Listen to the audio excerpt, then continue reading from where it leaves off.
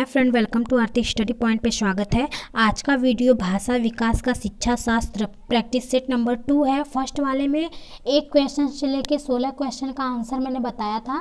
आज के वीडियो में 17 से लेके 55 क्वेश्चन का आंसर प्रैक्टिस सेट हल करवाऊंगी और ये पेडालॉजी का क्वेश्चन है जो कि एग्जाम से रिलेटेड ही क्वेश्चन इसमें है।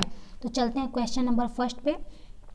तो क्वेश्चन नंबर देखिए फर्स्ट है, भाषिक तत्वों ध्वनि शब्द और वाक्य के प्रयोगात्मक और क्रियात्मक शिक्षण के कितने उपागम हैं। तो देखिए कितने उपागम है, तो वो 2 उपागम है, तो इसके आंसर बी सही है। क्वेश्चन नंबर नेक्स्ट है, पाठ संसर्ग उपागम में भाषा शिक्षण कार्य किस प्रकार होता है। तो किस प्रकार होता है, तो ये सभी हैं, उच्चारण शिक्षण, वर्तनी शिक्षण, शब्द शिक्षण, यानी कि ए, बी और सी तीनों के तीनों ऑप्शन सही हैं, तो इसीलिए बोला है कि ये सभी। क्वेश्चन नंबर नेक्स्ट है, पाठ शिक्षण के समय किन शब्दों का बोध कराया जा सकता है। तो देखिए किस शब्दों का बोध कराया जाता है, तो इन सभी का, यानी कि पर्यायवाची, अनेकार्थी, विलोमार्थी। तो यानी कि ए, बी और सी तीनों के तीनों सही है, तो इसलिए इन सभी का।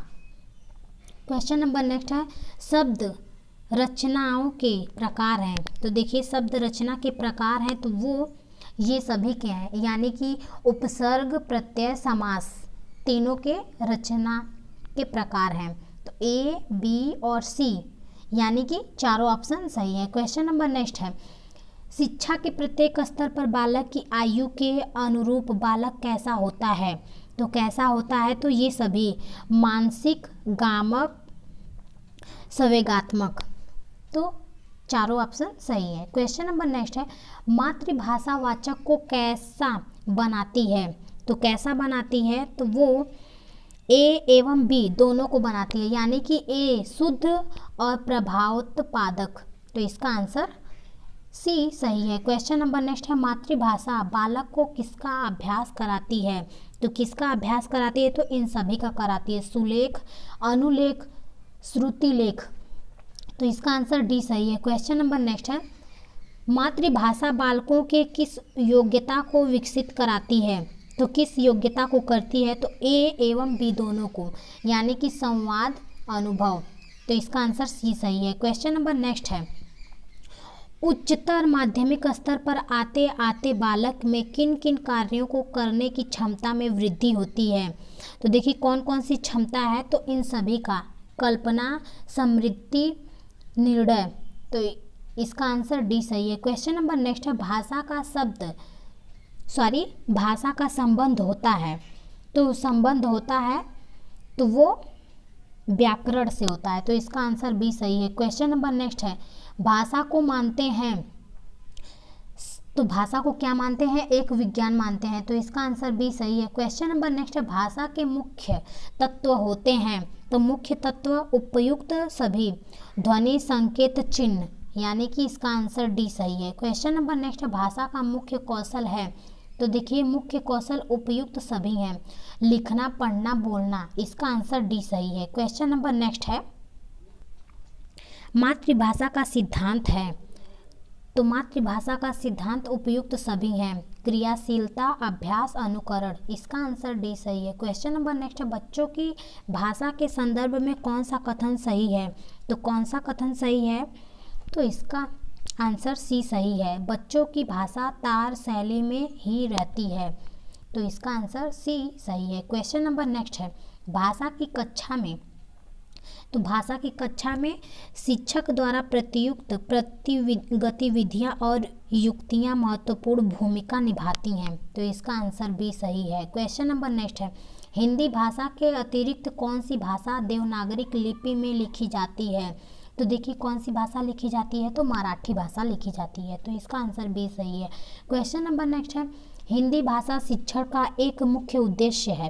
तो मुख्य उद्देश्य है, तो प्रश्न पूछने, अपनी बात कहने का अवसर देना, तो इसका आंसर भी सही है। क्वेश्चन नंबर नेक्स्ट है, बच्चे विद्यालय आने से पहले, देखिए बच्चे विद्यालय आने से पहले भाषा नहीं जानते हैं, तो उन लोगों को विद्यालय में ही बताया जाता है कि कैसे बोलना है, कैसे क्या करना है। तो इसका आंसर ए सही है। क्वेश्चन नंबर नेक्स्ट है, श्रवण कौशल में कितनी शक्तियाँ समाहित होती हैं? तो देखिए कितनी शक्तियाँ होती हैं, तो एक होती हैं, तो इसका आंसर ए सही है। क्वेश्चन नंबर नेक्स्ट है, श्रवण सामग्री डॉट डॉट स्थितियों में उपलब्ध हो सकती है? तो 3 स्थिति में उपलब्ध हो सकती है, तो इसका आंसर सी सही है। क्वेश्चन नंबर नेक्स्ट है, श्रवण कौशल एक डॉट डॉट प्रक्रिया है, तो कौन सी प्रक्रिया है? तो सोदेश्य है, तो इसका आंसर सी सही है। क्वेश्चन नंबर नेक्स्ट है, भाषा शिक्षण में पहले कौन सा कार्य करना चाहिए? तो कौन सा कार्य करना चाहिए? तो मौखिक, तो इसका आंसर डी सही है। क्वेश्चन नंबर नेक्स्ट है, मौखिक भाषा प्रकाशन में कितने उपादानों का होना अनिवार्य है? तो देखिए कितना उपादानों का होना अनिवार्य है, तो वो 2 उपादानों का होना अनिवार्य है, तो इसका आंसर सी सही है। क्वेश्चन नंबर नेक्स्ट है, पाठ्य पुस्तक की भाषा बच्चों की घर व समुदाय की भाषा में मिलती जुलती होनी चाहिए, तो इसका आंसर ए सही है। क्वेश्चन नंबर नेक्स्ट है, श्रवण सामग्री डॉट डॉट स्थितियों में उपलब्ध हो सकती हैं, तो उपलब्ध हो सकती हैं तो किस में हो सकती हैं? तो 3, तो इसका आंसर सी सही है। क्वेश्चन नंबर नेक्स्ट है, निम्नलिखित में कौन सा पाठ्य पुस्तक का गुण नहीं है? तो देखिए कौन सा पाठ्य पुस्तक का गुण नहीं है? तो अशुद्धता, तो इसका आंसर सी सही है। क्वेश्चन नंबर नेक्स्ट है, भाषा की कक्षा में विभिन्न संचार माध्यमों ब्रैकेट में मुद्रित और अमुद्रित ब्रैकेट बंद का प्रयोग, तो देखिए का प्रयोग किस में होता है? तो समावेशी कक्षा की आवश्यकताओं को पूरा करने में सहयोग देता है, तो इसका आंसर ए सही है। क्वेश्चन नंबर नेक्स्ट है, बहुभाषिकता। देखिए बहुभाषिकता क्या है? भाषा सीखने में एक महत्वपूर्ण साधन है, तो इसे ही कहते हैं बहुभाषिकता, तो इसका आंसर डी सही है। क्वेश्चन नंबर नेक्स्ट है, मूल्यांकन के उद्भव का श्रेय किस शिक्षा शास्त्री को जाता है? तो देखिए कि किस शिक्षा शास्त्री को जाता है?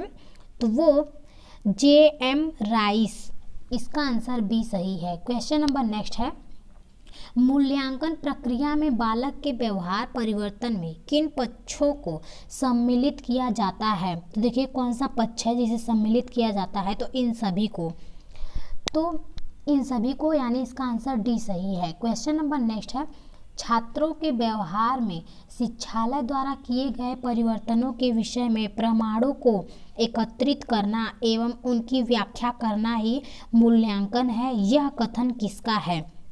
तो देखिए यह कथन किसका है? तो क्विलिन तथा हन्ना का है, तो इसका आंसर भी सही है। क्वेश्चन नंबर नेक्स्ट है, मूल्यांकन की विशेषता है। देखिए पूछा है क्वेश्चन में, मूल्यांकन की विशेषता है, तो मूल्यांकन की विशेषता उपयुक्त सभी है, तो यानी कि इसका क्षेत्र अत्यधिक विस्तृत है, यह एक निरंतर चलने वाली प्रक्रिया है, यानी कि ए और बी, और नीचे यह संख्यात्मक तथा वर्णनात्मक दोनों प्रकार का होता है, तो उपयुक्त सभी बताया है, तो यानी कि ए बी सी तीनों के तीनों आंसर सही हैं, तो इसलिए बोला है कि उपयुक्त सभी, तो इसका आंसर डी सही है। क्वेश्चन नंबर नेक्स्ट है, मूल्यांकन का उद्देश्य है। तो मूल्यांकन का उद्देश्य उपयुक्त सभी हैं। देखिए क्वेश्चन में दिया है कि उपयुक्त सभी हैं, तो यानी कि ए बी और सी तीनों की तीनों ऑप्शन सही हैं, तो इसका आंसर डी सही है। क्वेश्चन नंबर नेक्स्ट है, डिस्ग्राफिया क्या है? डिस्ग्राफिया क्या है? मानसिक बीमारी एक है, उसको बोलते हैं डिस्ग्राफिया, तो इसका आंसर ए सही है। क्वेश्चन नंबर नेक्स्ट है, जिन बच्चों में डिस्ग्राफिया पाया जाता है उनकी लेखन प्रक्रिया कैसी होती है?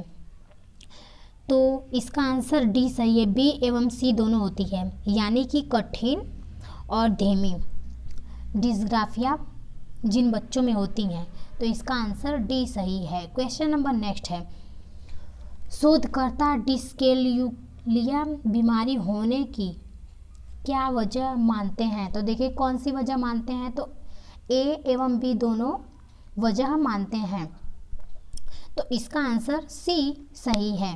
क्वेश्चन नंबर नेक्स्ट है, डिस्प्रैक्सिया रोग से पीड़ित बच्चे की समस्या है। देखिए, डिस्प्रैक्सिया रोग से एक पीड़ित बच्चे का कौन सा रोग हो सकता है? तो देखिए, उपयुक्त सभी हैं, यानी कि स्थूल मोटर योग्यता, चीज़ों को गिराए बिना थामे रहना, शारीरिक के अंगों में तालमेल बनाए रखना, उपयुक्त सभी। तो इसका आंसर डी सही है। क्वेश्चन नंबर नेक्स्ट है, नेक्स्ट और लास्ट क्वेश्चन है, डिसलेक्सिया के लक्षण हैं, उपयुक्त सभी हैं, याद रखने में समस्या, देर से बोलने, आरू करना, नए शब्दों को धीमे सीखना। तो इसका आंसर डी सही है, यानी कि 3 ऑप्शन है, तीनों ऑप्शन सही हैं। धन्यवाद दोस्तों, वीडियो पसंद आए तो लाइक, सब्सक्राइब, शेयर करना ना भूलें। और एग्ज़ाम से रिलेटेड ही प्रैक्टिस सेट हल करवाते हैं, आप लोग वीडियो को ज़रूर से ज़रूर देखा करिए।